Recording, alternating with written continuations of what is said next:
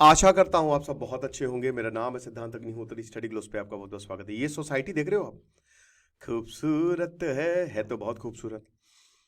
अब हर कोई चाहेगा इसमें किराए का घर ले लें, या फिर यू नो हर कोई चाहेगा इसमें रह लें। हर कोई चाहेगा कि खरीद लें। करोड़ों की है ये, बहुत अच्छा है, पार्क भी है, सब कुछ है, सजा दिया है, लेकिन अंदर से खोखला। ये वही लुटेरी दुल्हन है जो सामने से आपको बहुत बढ़िया लगेगी, लेकिन अंदर से भाई सब लूट के ले जाएगी आपका, और आपको फंसा भी जाएगी, और कहो तो जान पे भी बनाए। यही होता है ज्यादातर। मैं सबकी बात नहीं कर रहा हूं, लेकिन ज्यादातर जो बिल्डर्स है ना, वो यही काम करते हैं। वो बाहर से तो ऐसा बढ़िया मकान बनाएंगे, लेकिन अंदर से सब खोखला। बता दूं कि ये जो कॉलोनी है गुड़गांव में, ये खत्म होने वाली है। पूरे फ्लैट जाने वाले हैं, खत्म। क्यों? बहुत बड़ा खतरा है, बात करेंगे। चाणक्य की नीति, सारे खतरे आपसे हट जाएंगे, क्योंकि आप इस कोर्स में आएंगे और इतना ज्ञान लेके जाएंगे जो आपने शायद ही कहीं देखा होगा।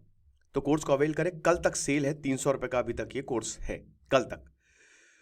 तो भाई, चिंटल्स पैराडासियो बेसिकली क्या है कि ये एक बहुत ही अच्छा आर्टिकल है टाइम्स ऑफ इंडिया का। तो पहली बात तो ये मेरा नहीं है, मैं नहीं कवर कर रहा हूं, ये टाइम्स ऑफ इंडिया से मैंने लिया है पूरा का पूरा, ठीक है।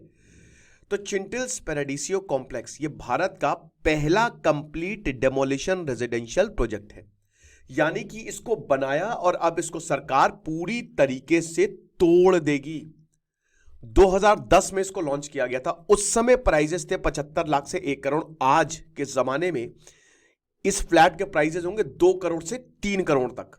समझ रहे हो? उस समय गुड़गांव की बात है तो आप और ज्यादा ही कर लो, क्योंकि गुड़गांव में तो रेट ऐसे भाग रहे हैं कि क्या ही बताएं। तो उस समय ये 1 करोड़ के फ्लैट मिल रहे थे। अब 2010 में बन के तैयार हुआ। भाई, सबसे पहले क्या होता है? पैसा, मतलब एक लेआउट तैयार किया जाता है रियल एस्टेट में।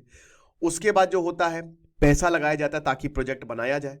उसके बाद स्टेप 3 में आता है कि उसके बाद सारे प्रॉपर्टी डीलर जो है वो लग जाते हैं बेचने में, और स्टेप 4 बिक जाता है, स्टेप 5 पोजीशन।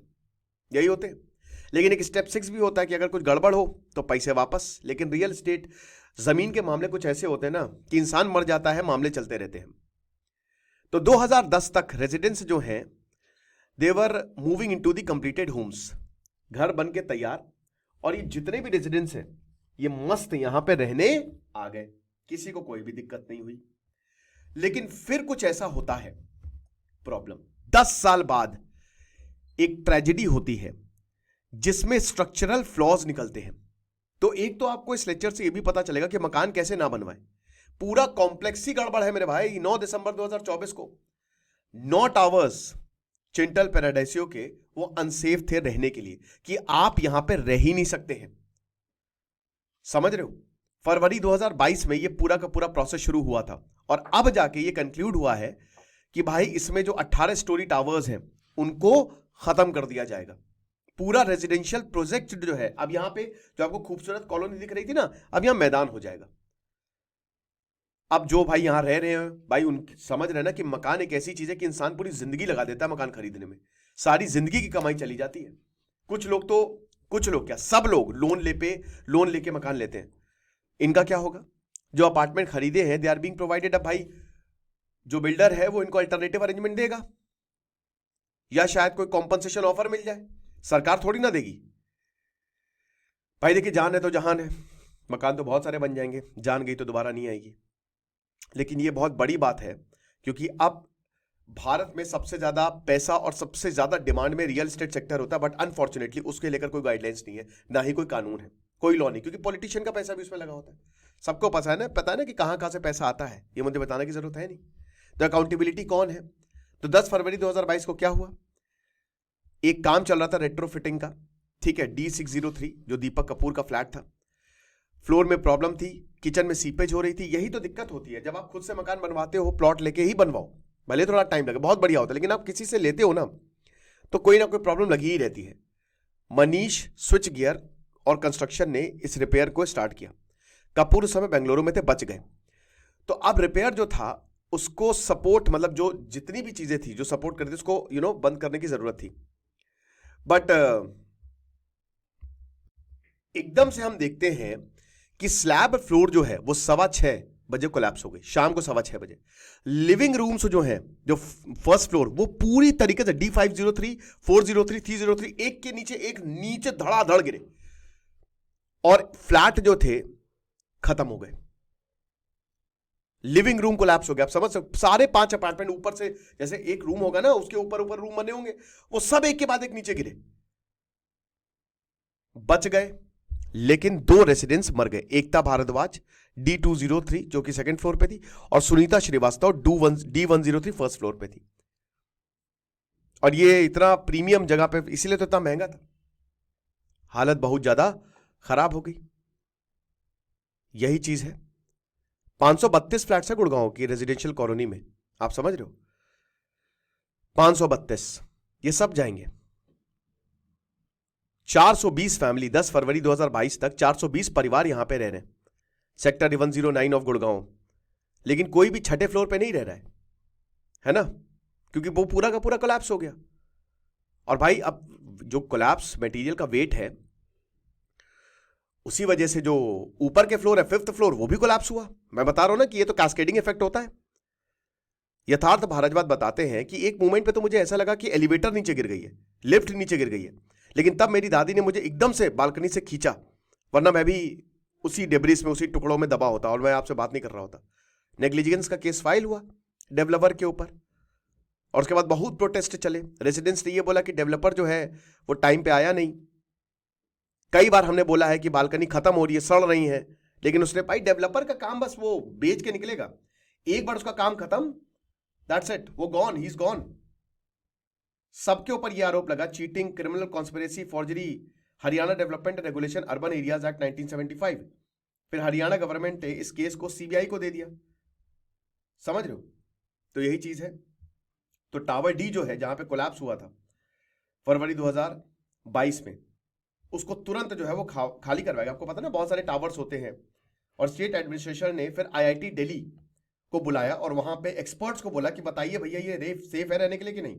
तो कमिटी ने बोला कि भाई सबसे पहली बात तो ये है कि मेरे दोस्त, यहां पे कमिटी ने जो बातें बताई हैं कि कोलैप्स क्यों हुआ, कौन सी एजेंसी रिस्पॉन्सिबल थी, क्या मेजर्स लिए गए और क्या बिल्डिंग सेफ है, अब देखिए क्या सामने आता है। दिल थाम के बैठिएगा। नवंबर 2022 तक IIT दिल्ली ने यह रिवील किया कि जो कंक्रीट था वो बहुत ही पुअर क्वालिटी का था, जिसमें क्लोराइड्स बहुत ज्यादा थे। ये सॉल्ट है, अगर इतना, भाई देखिए, मोरंग बारूद कह रहा हूं, मोरंग या बालू ज्यादा रहेगी, कहते ना कि 6 का मसाला कि 8 का मसाला है, क्या रेशियो है, तो भाई जाहिर सी बात है आपकी दीवारें कहां से उसको झेल पाएंगी। आप फ्लैट बना रहे हो, चलो मकान में तो चल जाता है, लेकिन फ्लैट तो धड़धड़ा के नीचे गिरेगा ना। क्लोराइड्स धीमे धीमे उसने क्या किया, कंक्रीट को कमजोर किया, स्टील को कोरोड किया, वो तो करेगा ही करेगा, और इसकी वजह से वो नीचे गिरा। सॉल्ट जो है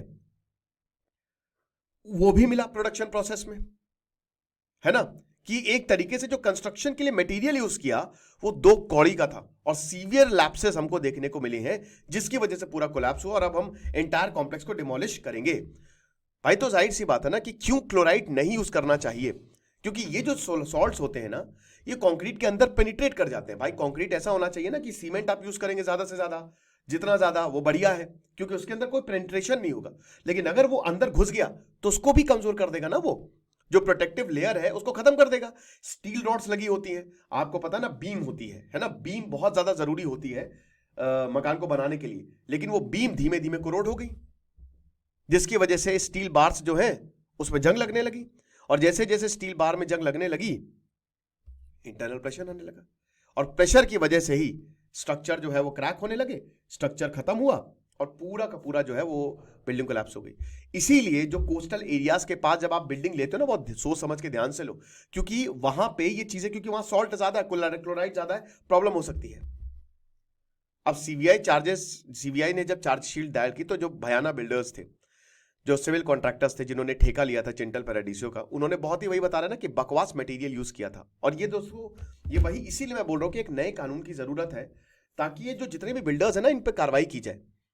बहुत सारे ऐसे बिल्डर्स हैं जो ऐसे ही काम कर रहे हैं अभी भी, बस वो चल रहा है, हादसा होता है तो फिर भाई पैसा है, पावर है, क्योंकि आपको पता है रियल एस्टेट में पॉलिटिक्स सब कोई इन्वॉल्व है, सबसे ज्यादा पैसा यहीं से आता है। तो हाई क्लोराइड कंटेंट यूज किया था, जिसकी वजह से बिल्डिंग वीक हो गई, समझ रहे हो। अब हालांकि RO plant, chemical dosing plant, ये सब लगाया गया था ताकि सीवेज वाटर को ट्रीट किया जाए, जो कंस्ट्रक्शन में यूज किया था, आरओ प्लांट को इरेगुलरली ऑपरेट किया जा रहा था। डे टाइम वर्क में कभी किया कभी नहीं किया, उसमें भी पैसा लगता है। और नाइट टाइम वर्क को तो पूरी तरीके से इग्नोर किया, क्योंकि क्या होता है कि जब बिल्डर्स बनाते ना तो रात में भी काम चलाते। तो आईआईटी दिल्ली ने ये कंफर्म किया कि ये पूरी तरीके से जो डावर्टी है ये आप रह नहीं सकते, इसकी वजह से आपको पूरे प्रोजेक्ट को खत्म करना पड़ेगा। अब देखिए 2 साल बाद क्या होगा। रिपोर्ट्स ने बोला कि 2 साल बाद 2000, ये तो 2022 का डिसीजन, तब 2024 में बोला कि सबको डिमोलिश करिए, क्योंकि पूरी बिल्डिंग में ही, भाई जाहिर सी बात है, पूरी बिल्डिंग में ही सीवेज डिफेक्ट्स होंगे। कौन रहेगा ऐसे मौत के घर में? सीबीआरआई ने यही बोला कि ये तो एक ही बिल्डर ने बनाया ना, तो जब हमने देखा तो पूरी बिल्डिंग में डिफेक्ट्स थे। तो भयानक कोरोजन और हाई क्लोराइड लेवल्स पाए गए हैं, जिसकी वजह से आप रिपेयर भी नहीं कर सकते, क्योंकि अगर आप रिपेयर करेंगे तो पूरा ढह जाएगा। यहां पे जो हादसा हुआ था 2022 में रिपेयर वर्क के दौरान, तो जब इतनी सारी बिल्डिंगें कोलैप्स हुई थी उसी दौरान तो पता चला। तो बिल्डिंग जो है वो अनसेफ है and it is beyond repair. तो demolition is the only feasible solution. तो हर टावर जो कॉम्प्लेक्स में है दैट वाज डिक्लेयर्ड अनफिट, और आप इसमें नहीं रह सकते। तो आप देख सकते हैं टावर DEFGH धीमे धीमे दिसंबर 2024 आते आते जितने भी 9 टावर थे दे वर अनसेफ। अब क्या रेजिडेंट्स का क्या जो वहां पे रह रहे हैं आफ्टर इफेक्ट्स, भाई जाहिर सी बात है चिंटल्स क्या बोल रहे हैं कि हम दोबारा से बनाएंगे, आप परेशान मत होइए। अर्जेंट इवैक्यूएशन हुआ है लेकिन हम बनाएंगे। अप्रैल 2024 में 6 टावर जो है वो, जैसा कि हमने बताया कि वो अनसेफ निकले, और उसको तुरंत NDMA के तहत इसको डिमोलिश करने का ऑफर दिया। अब चिंटल ने रेजिडेंट से बोला कि देखिए जो current market value interior cost है, आप उस पर ले लीजिए फ्लैट। अरे मेरे भाई तुमको तो फ्री में देना चाहिए। दिसंबर 2024 तक ये सारे के सारे जो है मतलब वही बता रहे हैं। अब फेज 2 जो टावर ABCG, अब उन्होंने शुरुआत में तो भाई वो कैसे छोड़ दें, उन्होंने कहा कि नहीं नहीं हम नहीं यहाँ पे छोड़ के जाएंगे, लेकिन दिक्कत तो है ही है। बाद में तो बोला कि भैया नहीं जाओगे तो मरोगे।